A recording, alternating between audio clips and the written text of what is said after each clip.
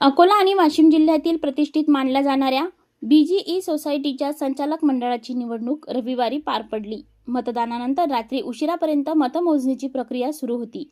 या निवडणुकीत doctor RB हेडा यांच्या पॅनलचे 12 पैकी 11 सदस्य निवडून आले. मात्र अध्यक्षपदावर ॲडव्होकेट मोतीसिंग मोहता यांनी विजय मिळवला. अध्यक्षपदाच्या निवडणुकीत ॲडव्होकेट मोतीसिंग मोहता यांना 141 मते तर प्रतिस्पर्धी उमेदवार डॉक्टर राजकुमार हेडा यांना 118 मते मिळाली. मोहता पॅनलचे कनिष्ठ उपाध्यक्षपदी अभिजित परांजपे तर कार्यकारी सदस्यपदी करण चिमा यांची निवड झाली आहे.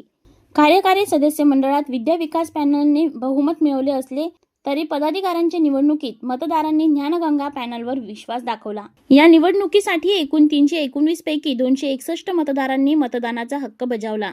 17 जागांसाठी पार पडलेल्या या निवडणुकीकडे शिक्षण क्षेत्राचे लक्ष लागले होते.